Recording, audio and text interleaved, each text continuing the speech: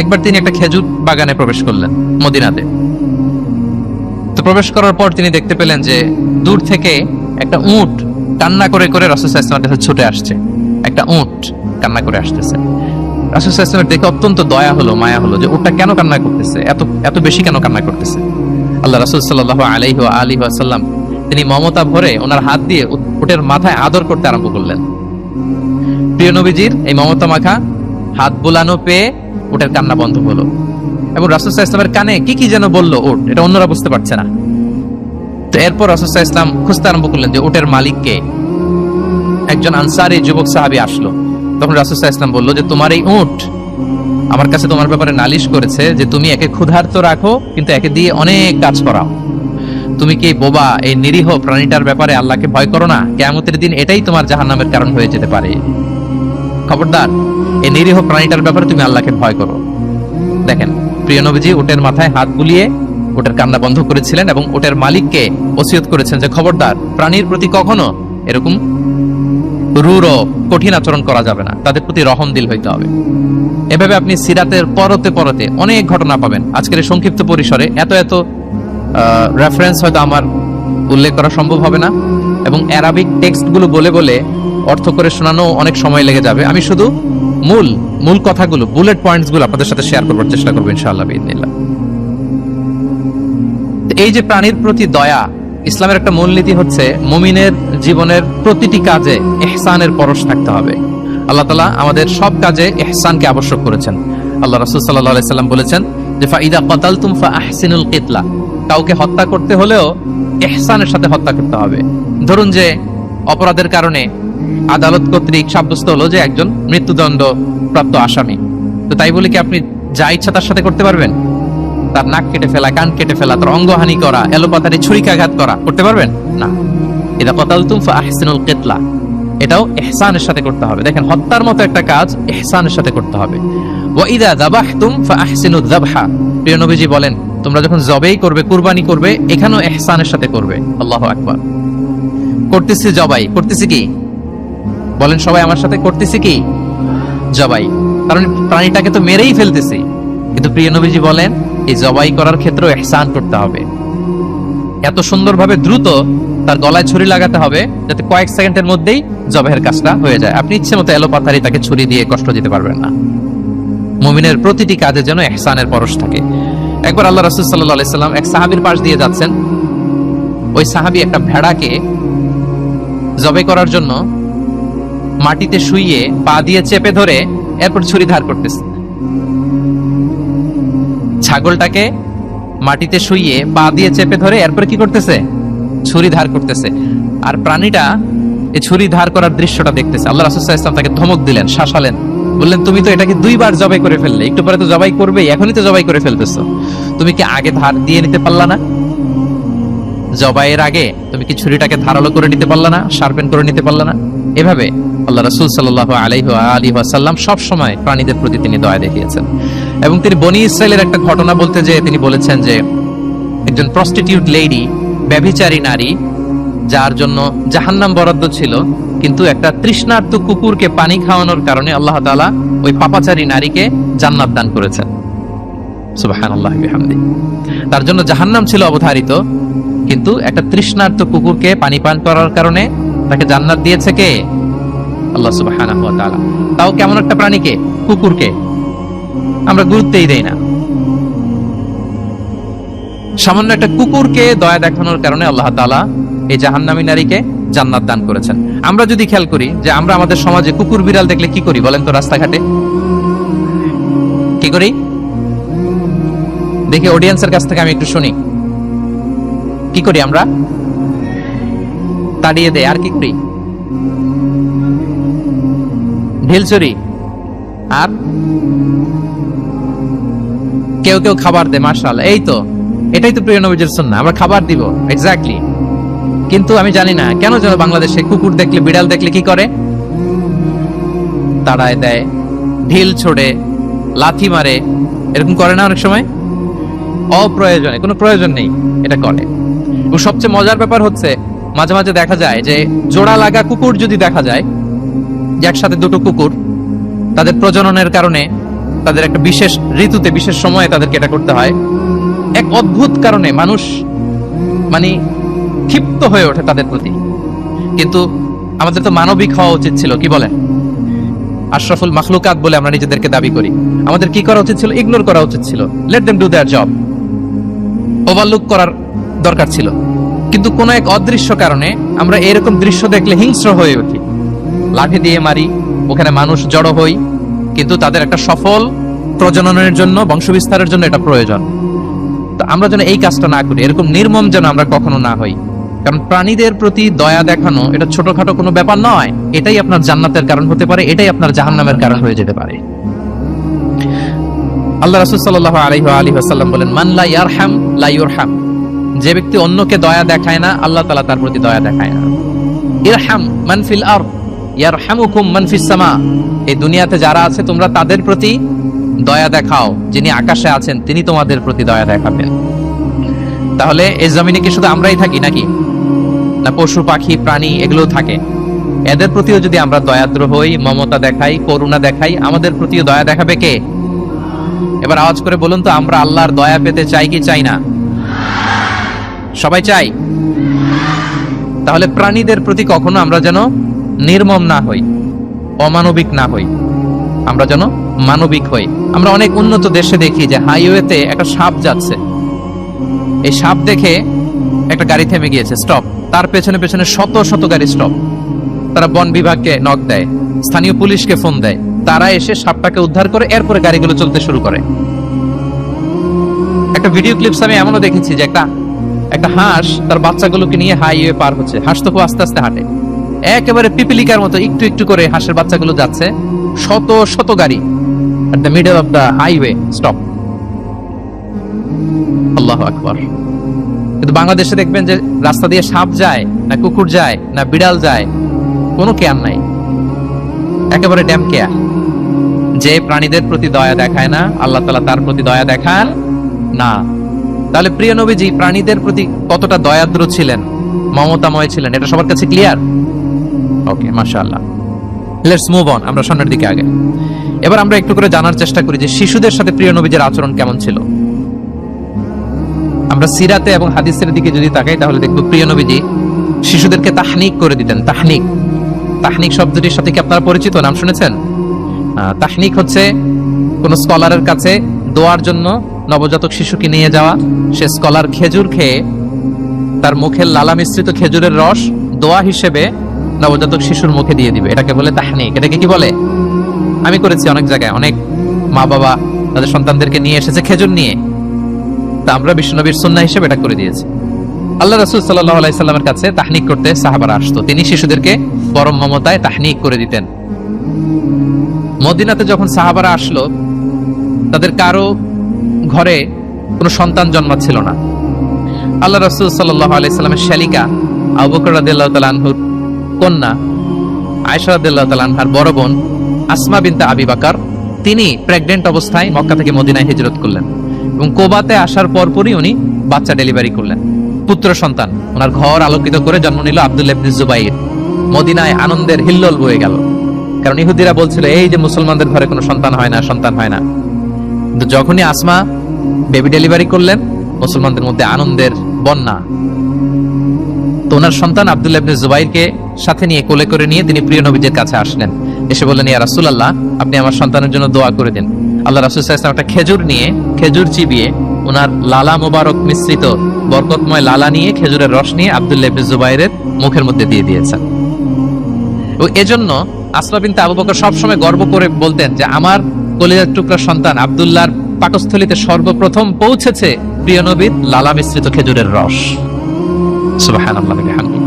আল্লাহ রাসূল সাল্লাল্লাহু আলাইহি ওয়াসাল্লাম এরকম তাহনিক করতেন। আপনারাও সুযোগ হলে আপনাদের স্থানীয় যে স্কলাররা আছেন, ভালো স্কলার, আল্লাহওয়ালা মানুষ, তাদের কাছে সন্তানদেরকে নিয়ে তাহনিক করাবেন।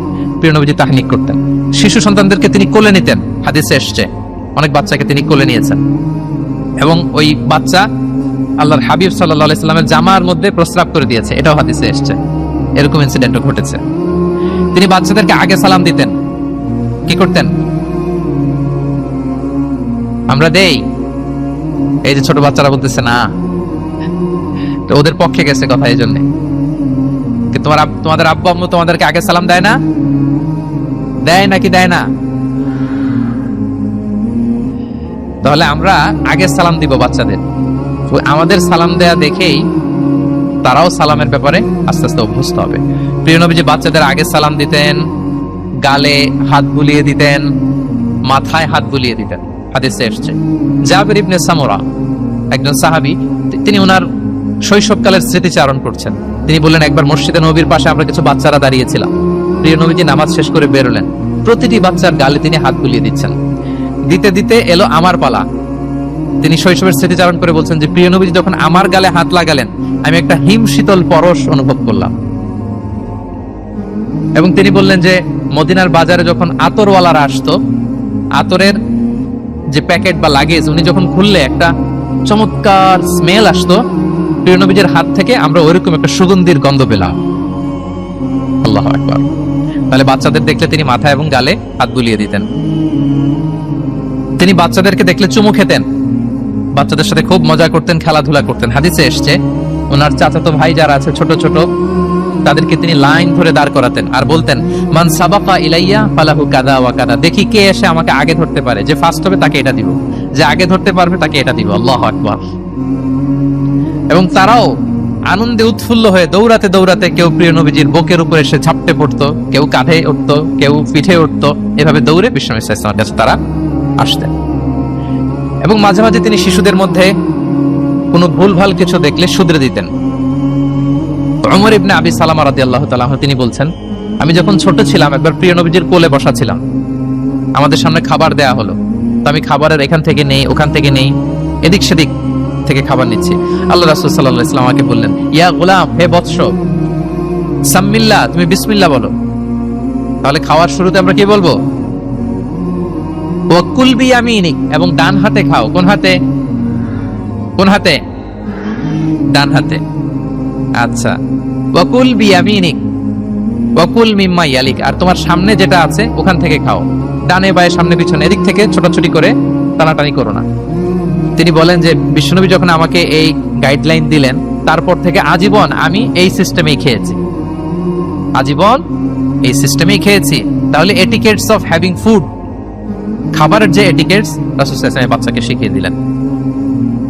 আরেক হাদিসে এসেছে সাদাকার খেজুর স্তূপ করা ছিল মদিনায়, যাকাতের খেজুর। হঠাৎ ওনার নাতি, আল্লাহ রাসূল সাল্লাল্লাহু আলাইহি ওয়াসাল্লামের নাতি হাসান রাদিয়াল্লাহু তাআলা আনহু যাকাতের খেজুর একটা নিয়ে খাওয়া শুরু করলেন। ছোট মানুষ, কোনটা যাকাতের খেজুর আর কোনটা খাওয়া যাবে এটা তো উনি বুঝতেন না। ছোট্ট মানুষ যাকাতের খেজুর খাওয়া শুরু করলেন। দূর থেকে প্রিয় নবীজি দেখে দৌড়ে গেলেন, দৌড়ে মুখ থেকে টেনে খেজুরটা বের করলেন। হাদিসে এসেছে প্রিয় নবীজি বলতে আরম্ভ করলেন, ইরমি বিহা কিখ কিখ। এটা একটা আরবিক এক্সপ্রেশন। কিখ কিখ মানে আমরা বাংলায় যেটা বলি ওয়াক, থু থু, থু মেরে ফেলে দাও। হাসান রাদিয়াল্লাহু তাআলা আনহু তিনি বললেন যে না না ভাই, থু মেরে ফেলে দাও। আল্লাহ তাআলাম, তুমি কি জানো না, আন্না লা নাআকুলু সাদাকা, আমরা হাশিমি খানদার, আমরা কখনো সাদাকার কিছু খেতে পারবো না। আল্লাহু আকবার। তাহলে দ্য কনসেপ্ট অফ হালাল এন্ড হারাম ছোটবেলা থেকে তিনি শিখাই দিলেন নাতিকে। এভাবে শিশুদেরকে আদর করতেন, ভালোবাসা দিতেন, মায়া মমতায় জড়িয়ে রাখতেন এবং ভুল করলে পরম মমতায় শুধরে দিতেন। তাহলে শিশুদের সাথে প্রিয় নবীজির কেমন আচরণ আমরা বুঝতে পারছি। তিনি শিশুদের প্রতি কতটা কনসিডারেট ছিলেন, কতটা তিনি কনসিডারেট ছিলেন আমরা একটা ছোট্ট হাদিস থেকে শুনি। একবার তিনি কোন এক নামাজে দীর্ঘ লম্বা সিজদা করে দিলেন, দীর্ঘ লম্বা, এত লম্বা সিজদা কখনো তিনি করেন না।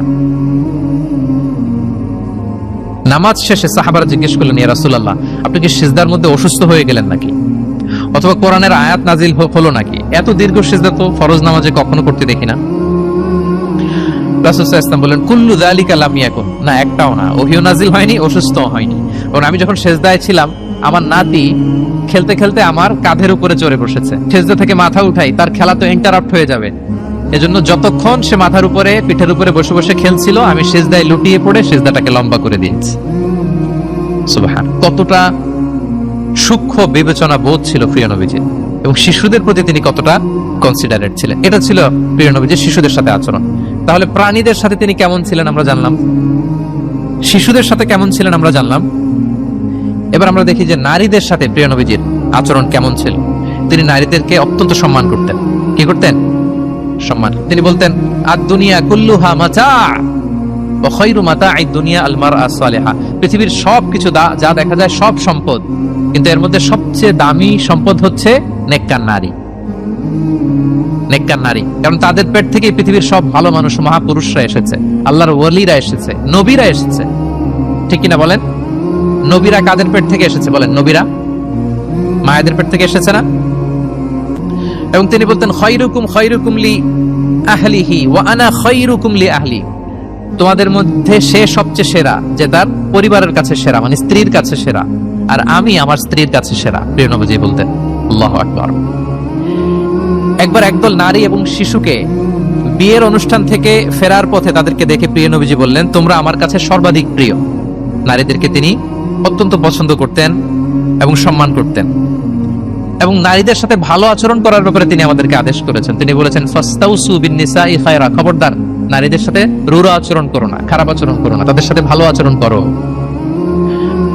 পুরুষদেরকে যেমনি ওটের উপর চড়িয়ে ওট টেনে হিচড়ে নিয়ে যাওয়া হয়, নারীদেরকে যেন এমনি না নেওয়া হয়। তিনি একবার বলছিলেন যে খবরদার সাওকাকা বিল কাওয়ারির রিফকান বিল কাওয়ারির, মানে নারীদেরকে যখন ওটে চড়িয়ে হাওদাতে চড়িয়ে তোমরা টানো, ওহে সাহাবারা তাড়াহুড়ো করো না, ধীরস্থির ভাবে করো। অর্থাৎ তিনি বুঝাতে চাইলেন কাওয়ারির মানে হচ্ছে কাচের তৈরি তৈজসপত্র বা বাসনপত্র। আমাদের ঘরে যে কাচের প্লেট, চামচ, গ্লাস আছে, এগুলো যদি সাবান দিয়ে আমাদের ধুইতে হয়, ক্লিন করতে হয়, আমরা কি করি? খুব সাবধানে এটাকে ধরি, রাখি, ক্লিন করি, তাই না? এটাকে খুব সফটলি ডিল করতে হয়। রাসূল সাল্লাল্লাহু আলাইহি ওয়াসাল্লাম সেটাই বললেন, নারীদেরকে কাচের সাথে তুলনা করে বললেন তাদের সাথে এরকম কোমল আচরণ করতে হবে। এবং তিনি বলেছেন দুনিয়ার প্রতিটি মায়ের পায়ের নিচে আছে তার সন্তানের বেহেশত। সুবহানাল্লাহ। এবং সন্তান জন্ম দিতে যে কোন নারী যদি ইন্তেকাল করে, প্রিয় নবীজি বলেন ওই নারীকে আল্লাহ তাআলা কিয়ামতের দিন শহীদদের কাতারে দাঁড় করিয়ে দিবেন। আল্লাহ তাআলা যাকে একটি কন্যা দিয়েছেন তার জন্য একটি জান্নাত, দুইটি কন্যা দুইটি জান্নাত, যতগুলো কন্যা ততগুলো জাহান্নামের দরজা ব্লকেজ হয়ে যাবে। সুবহানাল্লাহ। এভাবে তিনি নারীদের সাথে আচরণ করেছেন। নারীরা মদিনার সমাজে প্রিয় নবীজির পেছনে সালাতে অংশগ্রহণ করত। প্রিয় নবীজির পেছনেই তারা সালাতে অংশগ্রহণ করত। এখন আপনারা মদিনাতে বা মক্কাতে গেলে দেখবেন যে পুরুষদের পাশাপাশি নারীরাও সেখানে সালাতে অংশগ্রহণ করে। প্রিয় নবীজিকে ডিরেক্টলি তারা প্রশ্ন করতেন, কিউএস সেশনে অংশগ্রহণ করতেন, কোশ্চেনিং আনসারিং সেশন। নারীদের মধ্যে থেকে দাঁড়িয়েও তারা প্রশ্ন শুরু করে দিতেন। রাসূল সাল্লাল্লাহু আলাইহি ওয়াসাল্লামের সাথে সফরে অংশগ্রহণ করতেন। এভাবে প্রিয় নবীজি নারীদেরকে একটা মর্যাদার আসনে রেখেছেন, তাদের সাথে এইভাবে তিনি ডিল করতেন। এবার আমরা একটু জানার চেষ্টা করি যে সাহাবাদের সাথে প্রিয় নবীজির আচরণ কেমন ছিল, মানে যারা ছিল প্রিয় নবীজির সাথী তাদের সাথে আচরণ কেমন ছিল। আমরা জানি যে সাহাবারা হচ্ছে প্রিয় নবীজির হাতে গড়া ছাত্র, হাতে গড়া টিম। নবীজির সুখে দুঃখে সবসময় তারা থাকতো এবং প্রিয় নবীজিকে আগলে রাখতো। প্রিয় নবীজির এক কোম্পানি তারা কখনো মিস করতে চাইতো না। এমনকি কখনো কখনো কোনো সাহাবার ক্ষুধা লাগলে তারা প্রিয় নবীজির কাছে এসে বসে থাকতো। তারা বলতো যে প্রিয় নবীজির চেহারার দিকে তাকিয়ে থাকলে আমাদের ক্ষুধা মিটে যেত। আল্লাহ, নবীজির নুরানি চেহারার দিকে তাকিয়ে থাকলে কি হতো? পেটের ক্ষুধা চলে যেত। যে আয়াত দিয়ে আমি শুরু করেছিলাম, ফাবিমা রাহমাতিম মিনাল্লাহি লিনতা লাহুম ওয়ালাউ কুনতা ফাদদান গালিযাল কলবি লানফাদ্দু মিন হাওলিক। নবী হে, আল্লাহর রহমতে আপনি কোমল হৃদয়ের অধিকারী হয়েছেন, এজন্য সবাই আপনাকে ঘিরে থাকতে চায়, আপনার পাশে থাকতে চায়। আপনি যদি কর্কশ ভাষী হতেন, কঠোর আচরণের অধিকারী হতেন, তাহলে এখন যেমনি আপনার সাহাবারা আপনাকে ঘিরে রাখে, সব সময় আপনার পাশে থাকতে চায়, তারা এমনটি আপনাকে ঘিরে রাখতো না। এবং আল্লাহ রাসূল সাল্লাল্লাহু আলাইহি ওয়াসাল্লামের চেহারায় সবসময় একটা স্মাইলিং ফেস থাকতো, অলওয়েজ স্মাইল। তিনি বলতেন তাবাসসুমুকা ফি ওয়াজহি আখিকা সাদাকা, your smile to your brother it's a charity. তুমি তোমার ভাইয়ের দিকে তাকিয়ে যে মুচকি হাসি দাও, এতেও আল্লাহ তাআলা তোমার আমলনামায় সাদাকা দেওয়ার সওয়াব দিয়ে দেন। আপনারা মুচকি হাসেন তো? কি মুচকি হাসেন? হ্যাঁ, মুচকি হাসবেন। মুচকি হাসতে পয়সা লাগে না, লাগে? মুচকি হাসবেন। মুচকি হাসলে এটা সাদাকাতে সমান সওয়াব। অলওয়েজ একটা স্মাইলি ফেসে থাকতেন প্রিয় নবীজি। ওনার চেহারা দেখলেই মানুষের মন ভালো হয়ে যেত। আল্লাহু আকবার।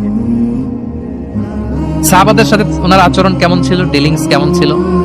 এক নম্বরে তিনি খুব কোমল আচরণ করতেন সাহাবাদের সাথে।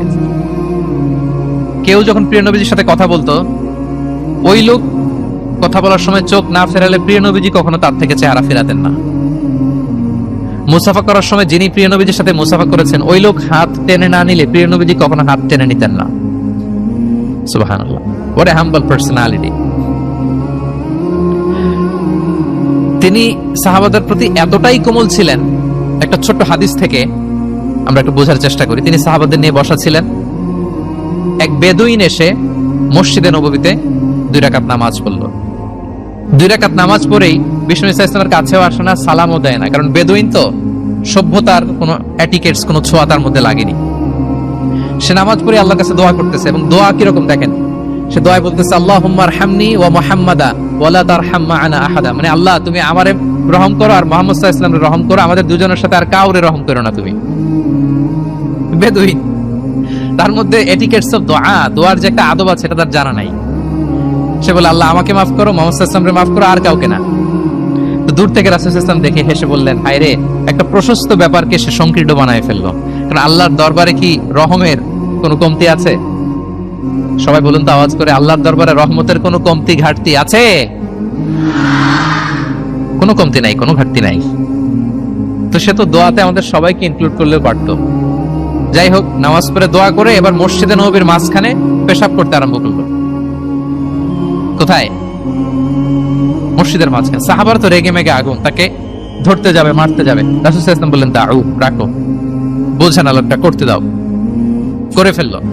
এবার প্রিয় নবীজি বললেন, হারিকু আলা বাউলিহি সাজলান মিন মা। মসজিদে, তখনকার মসজিদে নববী তো বালুর ফ্লোর ছিল, জানেন আপনারা? আমাদের এখনকার মসজিদ তো এই যেরকম পাকা, টাইলস করা, কার্পেটিং, আরো কত কি।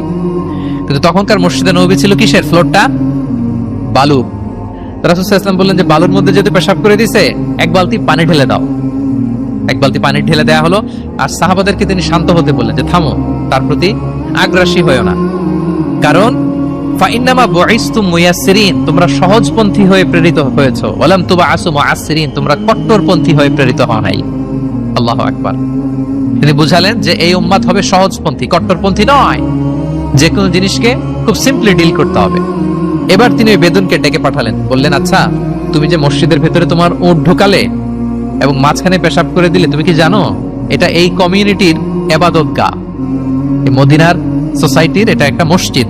আমরা এখানে নামাজ পড়ি, আল্লাহর জিকির করি, এখানে কোরআন তেলাওয়াত করি, এই জায়গায় বসে তোমার পেশাব করা কি ঠিক হলো? প্রিয় নবীজি যখন ভালোবেসে তাকে কাছে ডেকে বুঝালেন, সে মাথা নিচু করে এবার কাচুমাচু করতে আরম্ভ করলো। সে লজ্জিত হয়ে প্রিয় নবীজির কাছে ক্ষমা চাই। সুবহানাল্লাহ বিহামদিহি। তাহলে তিনি সাহাবাদের প্রতি কতটা কোমল আচরণের অধিকারী ছিলেন, এই হাদিস থেকে আমরা বুঝতে পারলাম। তিনি সাহাবাদের জন্য দোয়া করতেন, প্রাণ ভরে দোয়া করতেন।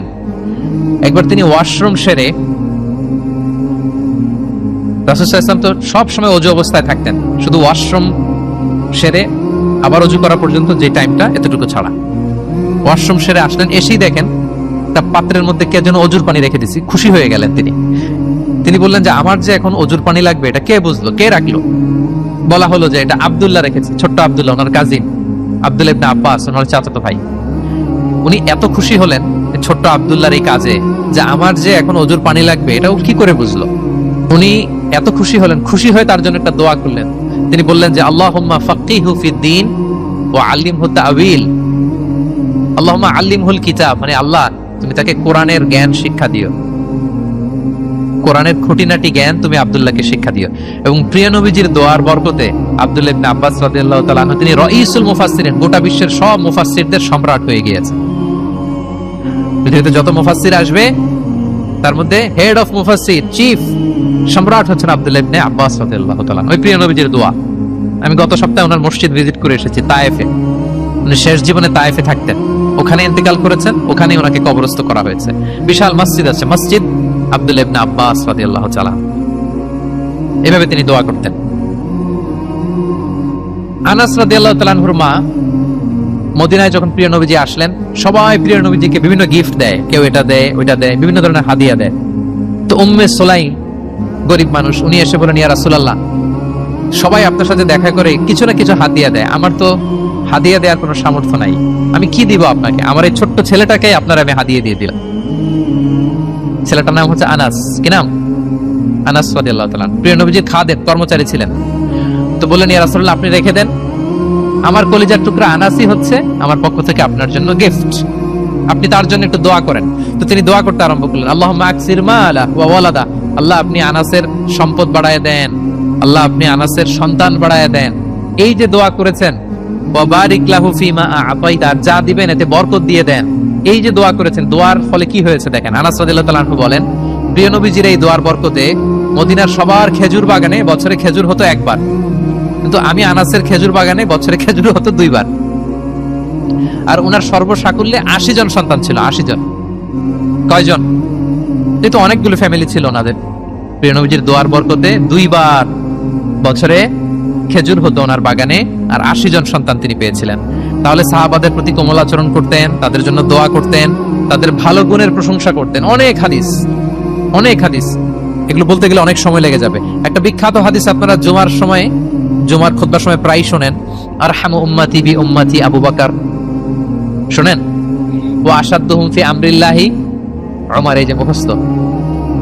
ওয়া আসদাকুহুম হায়াআন উসমান, ওয়া আকরাহুম লিকিতাবিল্লাহি উবাই। তার মানে এই উম্মতের মধ্যে সবচেয়ে সফট হার্টেড হচ্ছেন আবু বকর, সবচেয়ে সফট হার্ট। আল্লাহর জমিনে আল্লাহর দ্বীন বাস্তবায়নে সবচেয়ে কঠোর হচ্ছেন ওমরে ফারুক। সবচেয়ে কঠোর কে? ওমরে ফারুক। সবচেয়ে লজ্জাশীল সাহাবী হচ্ছেন উসমান। এভাবে তিনি এপ্রিশিয়েট করতেন। আমরা অনেক সময় মানুষের এপ্রিশিয়েট করতে চাই না। প্রিয় নবীজি কারোর মধ্যে ভালো কিছু দেখলে কি করতেন? সবাই বলুন, এপ্রিশিয়েট করতেন। আপনার ছেলের মধ্যেও, আপনার মেয়ের মধ্যেও কোনো ভালো গুণ দেখলে আপনি এপ্রিশিয়েট করবেন, দোয়া করবেন, উজ্জীবিত হবে সে, ইন্সপায়ার্ড হবে। আমরা অনেক সময় আমাদের ছেলে মেয়েদেরকে উৎসাহ দেই না, তার মধ্যে যে কি কারিশমা আমরা জানিই না। মনে করে যে A+ পাইলেই বুঝি সফল। A+ পায় নাই, পাশের ঘরের কেউ পাইছে, বলে যে যা ওর পা ধোয়া পানি খা। এরকম বলে না বাংলাদেশে? নিজের ছেলে A+ পায় নাই, পাশের ঘরের একজন পাইছে, তো কি বলে? তার পা ধোয়া। এইটা বলে কিন্তু ওর মনোবল আপনি শুরুতেই নষ্ট করে দিলেন, ভেঙে দিলেন। না, ওর মধ্যে হয়তো অন্য ধরনের কোনো যোগ্যতা আছে, অন্য ধরনের ক্যালিবার আছে। সো তাদেরকে এপ্রিশিয়েট আমাদেরকে করতে হবে। প্রিয় নবীজি যে কোনো সাহাবীর মধ্যে যে কোনো ভালো গুণ দেখলে তিনি এপ্রিশিয়েট করতেন। আবু মুসা আল-আশআরী রাদিয়াল্লাহু তাআলা আনহু কণ্ঠটা ছিল বড় চমৎকার। তিনি একবার বললেন, ইয়া আবা মুসা লাকাদ উতিতা মিজমার মিন মাজামিরি আলি দাউদ। দাউদ নবীর গলায় আল্লাহ যে সুরের ঝংকার দিয়েছে, এই উম্মতের মধ্যে আল্লাহ তোমার গলায় সেই সুরের লহরী ঢেলে দিয়েছে। সুবহান। তো তিনি বলেন, ইয়া রাসূলুল্লাহ, আমি তো আপনার সামনে কখনো কোরআন তেলাওয়াত করিনি, আমার গলায় যে সুর আছে আপনি কি করে বুঝলেন? প্রিয় নবীজি বলেন, গত রাতে তোমার ঘরের পাশ দিয়ে যাচ্ছিলাম, তুমি যে তেলাওয়াত করছিলে আমি দরজার বাইরে, ঘরের দেয়ালের বাইরে দাঁড়িয়ে দাঁড়িয়ে শুনছিলাম। আবু মুসা বলে, ইয়া রাসূলুল্লাহ, আপনি শুনছিলেন, এটা যদি আমি টের পেতাম আমি ফজর পর্যন্ত শুধু তেলাওয়াত করতেই থাকতাম। সুবহানাল্লাহ পড়বেন না? তাহলে আমরা যেন এপ্রিশিয়েট করি। প্রিয় নবীজি এপ্রিশিয়েট করতেন, সাহাবাদেরকে যথাযথ তারবিয়া দিতেন, তাদের সাথে মাঝে মাঝে রসিকতা করতেন, খোশ গল্প করতেন, সাহাবীদের সাথে একসাথে মিলেমিশে কাজ করতেন। মসজিদ নির্মাণের ঘটনা আমরা জানি, কোবা মসজিদ, মসজিদে নববী। এমন না যে চেয়ারে বসে থেকে এই তোমরা মসজিদ বানাও, না। একজন ট্রু লিডারের বৈশিষ্ট্য হচ্ছে উনি সামনে এগিয়ে যাবেন, ওনাকে দেখে দেখে ফলোয়াররা ফলো করবে, ঠিক কিনা? প্রিয় নবীজি নিজে মাটি বহন করেছেন, পাথর বহন করেছেন, নিজে খন্দকের পরীক্ষা খনন করেছেন, পেটে পাথর বেঁধেছেন। এটা ছিল সাহাবাদের সাথে প্রিয় নবীজির ইন্টারঅ্যাকশন, ডিলিংস, মেলামেশা। এবার আমরা একটু দেখি যে প্রিয় নবীর যারা খাদেম ছিলেন, কর্মচারী ছিল, তাদের সাথে কেমন আচরণ ছিল। আমরা তো আমাদের বাসায় পান থেকে চুন খসলেই হাত তুলে ফেলি কাজের লোকদের গায়ে, এরকম দেখি না আমরা? দেখেছেন পত্রপত্রিকায়? খুব বেশি মানুষের অধিকার নিয়ে কথা বলে, মানবাধিকার কর্মী, কিন্তু ঘরের গৃহ কর্মী যারা আছে পিটিয়ে একেবারে পিঠ লাল করে ফেলছে, এরকম দেখি না আমরা? কথার কাজের কোনো মিল নাই। কিন্তু প্রিয় নবীজির বায়োগ্রাফি যদি আমরা স্ক্যান করি তাহলে দেখবো আম্মা জান আয়েশা রাদিয়াল্লাহু তাআলা আনহা বলেন, তিনি কখনো তার কোনো কর্মচারীর গায়ে হাত তুলেননি। আরে হাত তোলা তো দূর কি বাত, তিনি কটু কথাও বলেন নাই, ধমকও দেন নাই। সরাসরি ওনার খাদেম আনাস রাদিয়াল্লাহু তাআলা আনহুর জবানবন্দি শুনুন। ডাইরেক্ট কারো ব্যাপারে জানতে হলে আপনি তার ড্রাইভারের কাছ থেকে খোঁজ পাবেন, কর্মচারীর কাছ থেকে খোঁজ পাবেন, মানে ঘরের কাজের বুয়ার কাছ থেকে খোঁজ পাবেন, দারোয়ানের কাছ থেকে খোঁজ পাবেন। বিশ্বনবীর দারোয়ান বা কর্মচারীর কাছ থেকে শুনেন ওনার আচরণের ব্যাপারে। আনাস রাদিয়াল্লাহু তাআলা আনহু বলেন, আমি 1 বছর 2 বছর নয়, টানা 10 বছর বিশ্বনবীর খাদেম ছিলাম। কয় বছর? এই 10 বছরের এই লং পিরিয়ড অফ টাইমে কখনো তিনি আমার কোনো কাজে বিরক্ত হয়ে এই শব্দটা বলেন নাই। তিনি কখনো বলেন নাই যে আনাস এটা কেন করেছো, কখনো বলেন নাই যে আনাস এটা কেন করো নাই, করছো কেন এটাও বলেন নাই, এটা করো নাই কেন এটাও বলেন নাই। আল্লাহু আকবার। একবার তিনি ওনার একটা জামা আনতে পাঠালেন আনাসকে, যে আনাস আমার এই জামাটা নিয়ে আস। ছোট্ট আনাস আনতে যে মদিনার রাস্তায় দেখে যে বাচ্চারা খেলাধুলা করে, জামা আনার কথা ভুলে যে সেও বাচ্চাদের সাথে খেলা দেখতে আরম্ভ করছে। এখন আল্লাহ রাসূল সাল্লাল্লাহু আলাইহি ওয়াসাল্লাম অনেকক্ষণ বসে আছেন, কি আমার জামা তো আসে না, আনাসও আসে না, ঘটনা কি? আসে না। তিনি বললেন যে যাই, কি আর করা, নিজের জামা নিজেই নিয়ে আসি। বের হলেন, বের হয়ে দেখেন মদিনার এক গলির মধ্যে মদিনার অন্যান্য বাচ্চাদের সাথে প্রিয় নবীজির আনাস সেখানে দাঁড়িয়ে আছে। তিনি চোখ বড় করলেন না, চোখ লাল করলেন না, ধমক দিলেন না, শাসালেন না, উনিও আস্তে করে আনাস রাদিয়াল্লাহু তাআলা আনহুর পিছনে যে দাঁড়িয়ে রইলেন। এখন খেলা দেখে এদিকে দেখে ওদিকে দেখে দেখতে দেখতে হঠাৎ আনাস রাদিয়াল্লাহু দেখেন যে পিছনে কে দাঁড়িয়ে আছে? স্বয়ং প্রিয় নবীজি দাঁড়িয়ে আছে। উনি ভয় পেয়ে গেলেন। আল্লাহ রাসূল সাল্লাল্লাহু আলাইহি সাল্লাম আনাস রাদিয়াল্লাহু তাআলা আনহুকে কিছুই বললেন না, ধমক দিলেন না, শাসালেন না, পিট্টি দিলেন না, জাস্ট এ স্মাইল, শুধু একটা মুচকি হাসি দিলেন। কি দিলেন? আনাস রাদিয়াল্লাহু তাআলা আনহু বলেন, সেদিনের বিশ্বনবীর সেদিনের মুচকি হাসির শাসন মৃত্যুর আগ পর্যন্ত আমাকে সোজা পথে রেখেছে। তাহলে প্রিয় বন্ধুরা, শাসন করতে জানলে বেদ দিয়ে শাসন করতে হয় না, গায়ে হাত তুলতে হয় না, ধমকাতে হয় না। শাসন করতে জানলে সামান্য একটা মুচকি হাসি দিয়ে শাসন করা যায়, ঠিক কিনা বলেন? কর্মচারীদের সাথে বিশ্বনবী সাল্লাল্লাহু আলাইহি ওয়াসাল্লামের আচরণ ছিল ঠিক এমন। এবার আমরা দেখি স্ত্রীদের সাথে কেমন আচরণ করতেন তিনি। স্ত্রীদেরকেও তিনি আগে সালাম দিতেন। স্ত্রীদেরকে কি করতেন? আগে সালাম দিতেন। আমাদের মধ্যে একটা ভুল বোঝাবুঝি আছে, আমরা অনেক সময় মনে করি যে না, স্ত্রীদের হয়তো আগে সালাম দিতে হবে, স্বামীরা সালাম দিবে না, এরকম একটা টেন্ডেন্সি থাকে। এটা ভুল। সবাইকে আগে সালাম দেওয়ার একটা কম্পিটিশন আমাদের মধ্যে থাকতে হবে। সালাম মানে হচ্ছে শান্তি। সালাম মানে কি? শান্তি। আপনি যদি ঘরে শান্তি ঢুকাতে চান, আগে সালাম দিবেন। আমাদের ঘরটা, আমাদের প্রত্যেকের পরিবার, ঘর, সংসার, এটা শান্তিময় হোক। বলুন তো আমরা চাই কি চাই না? তাহলে এই ঘরে আমরা সালাম ঢুকাবো। কি ঢুকাবো? আওয়াজ করে সবাই বলুন, কি ঢুকাবো? ঘরে যেই প্রথমে কি করব আমরা? ঘরে যেই আমরা সালাম দিয়ে ফেলবো, আসসালামু আলাইকুম। দেখবেন যে কোনো ঝগড়া নাই, কোনো অশান্তি নাই। অনেকে বলে যে হুজুর ঘরের ভেতরে শুধু অশান্তি, অনেক অশান্তি, অনেক ঝগড়া। এরকম হয় আপনাদের?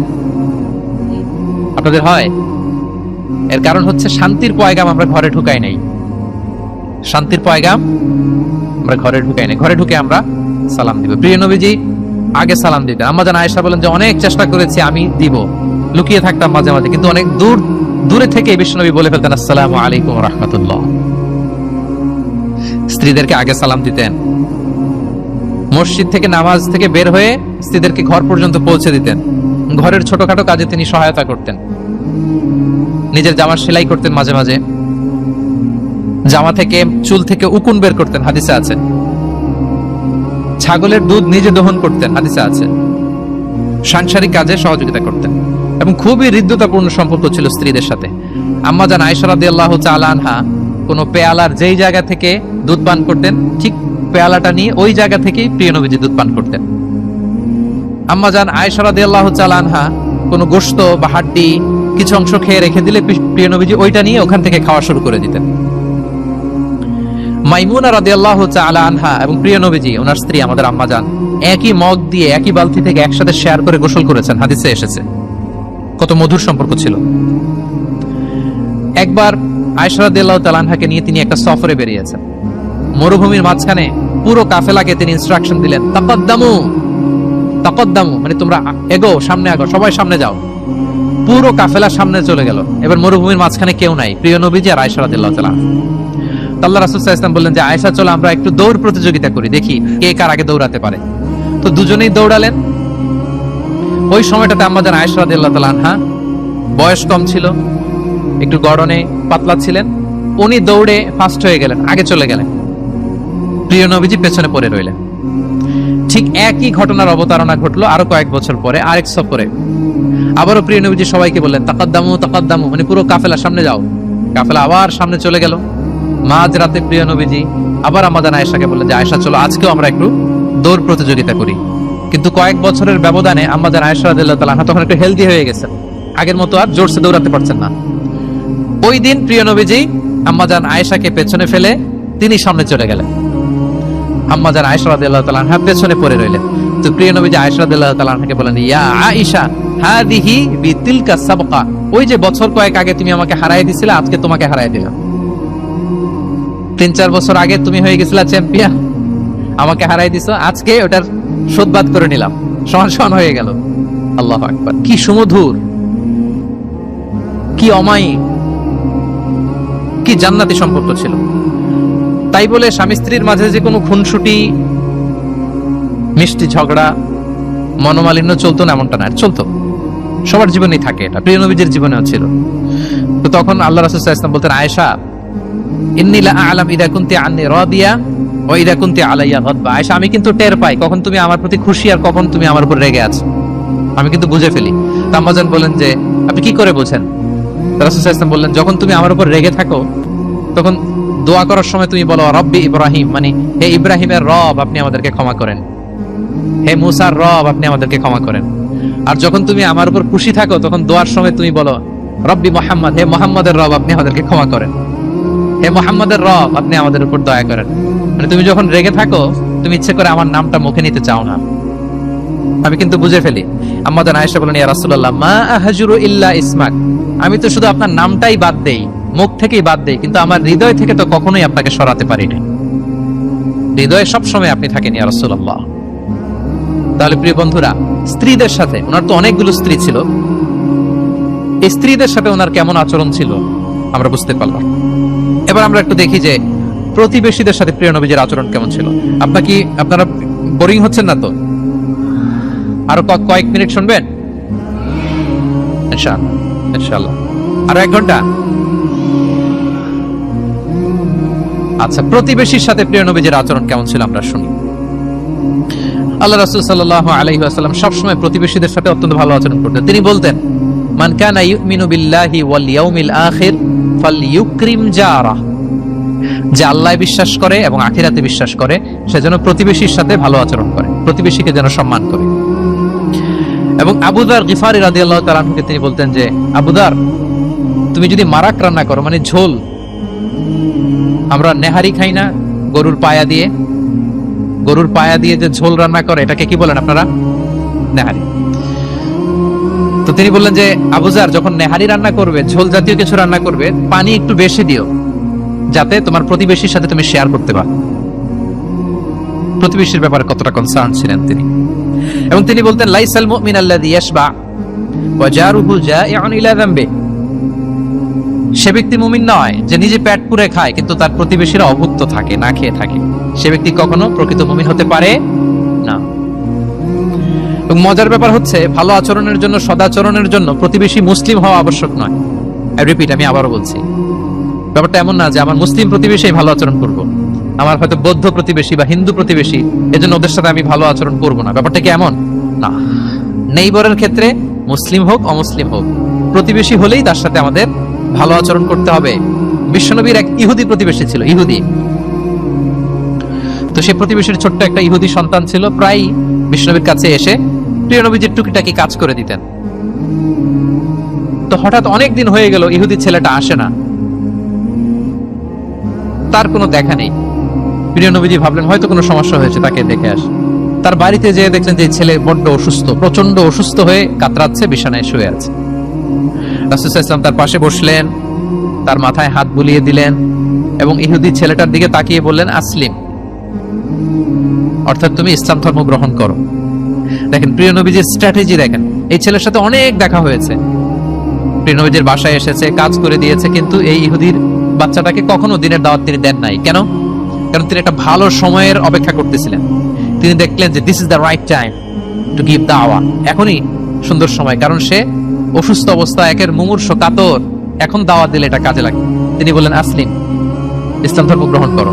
তো পাশেই তার ইহুদি বাবা দাঁড়িয়েছিল। ফানাযারা ইলা ওয়াজহি আবি, এটা বলার সাথে সাথে ইহুদি ছেলেটা বাবার দিকে তাকালো যে দেখি বাবা কি বলে। তার বাবা, ইহুদি বাবা বলতে আরম্ভ করলো, আতিয়া আবুল কাসিম, মানে আবুল কাসিম যা বলে তুমি তাই শোনো। প্রিয় নবীজির প্রথম সন্তান হচ্ছে কাসিম।